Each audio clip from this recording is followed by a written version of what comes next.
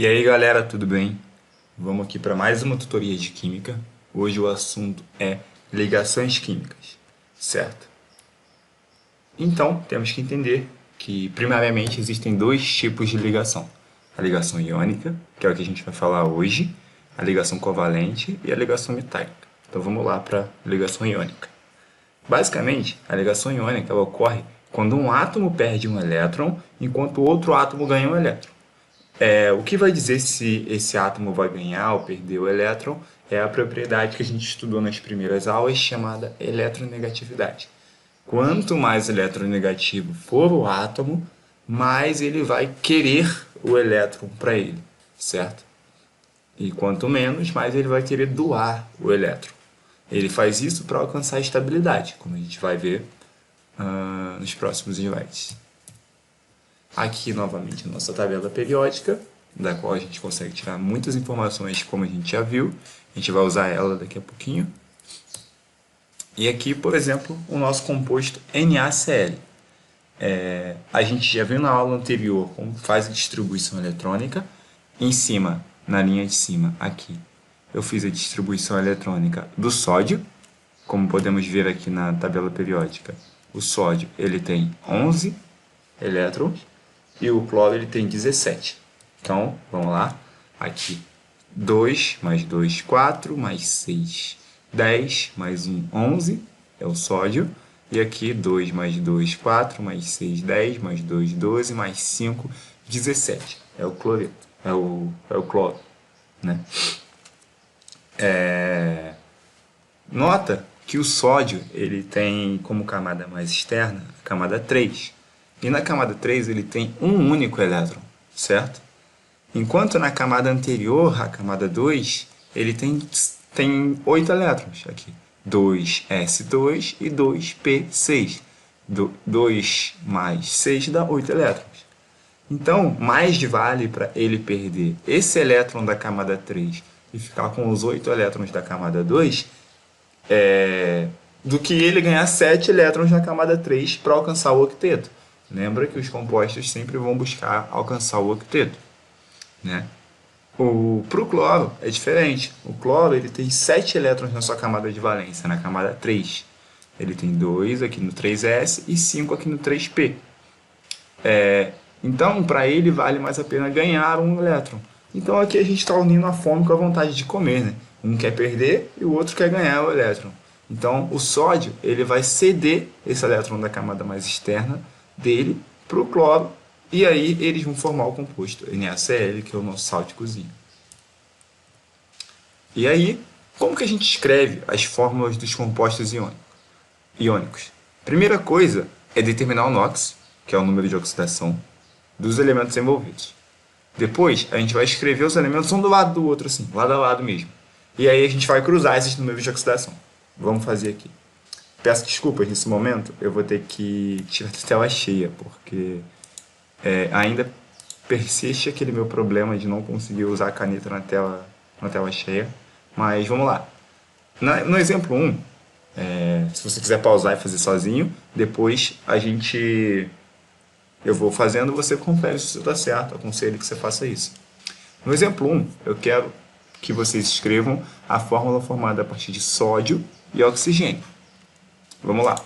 O sódio, ele é um íon ele é um elemento que está na primeira camada, no primeiro grupo aqui, na primeira família, que é a família dos alcalinos, metais alcalinos.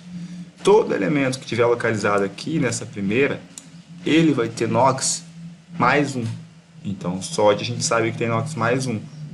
O oxigênio, ele está aqui, na família 6A. Na família 6A, essa aqui, todos os elementos têm NOx menos 2. Então, vamos lá. Primeiro passo, a gente vai pegar o sódio, vai escrever aqui com o NOx dele. Mais 1. Segundo passo, a gente vai pegar o oxigênio e escrever aqui menos 2. E daí a gente faz meio que uma regrinha de 3, né? Esse 2 vai vir para cá e esse 1 vai vir para cá. Como é 1, não precisa ser escrito, né? Então, como que vai ser a fórmula química desse composto iônico? Na2O, certo? E um composto formado por magnésio e cloro. Da mesma forma, o magnésio está aqui, na família 2A, então ele tem NOx mais 2, e o cloro está aqui, na família 7A, então ele tem NOx menos 1. Então vamos lá. Magnésio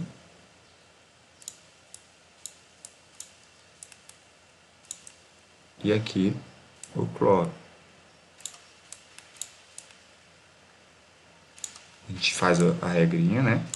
Esse cai para cá, esse cai para cá, e aí a gente tem o MgCl2,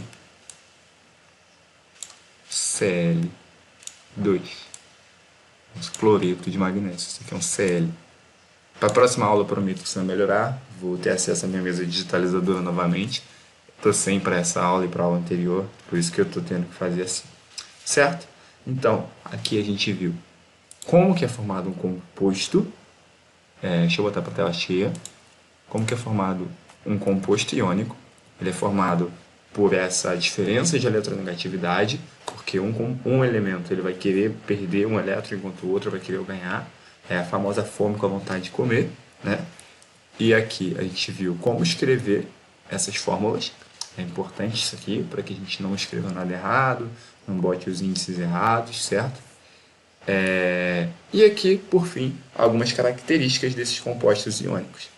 São várias, mas a gente tem que saber algumas, né?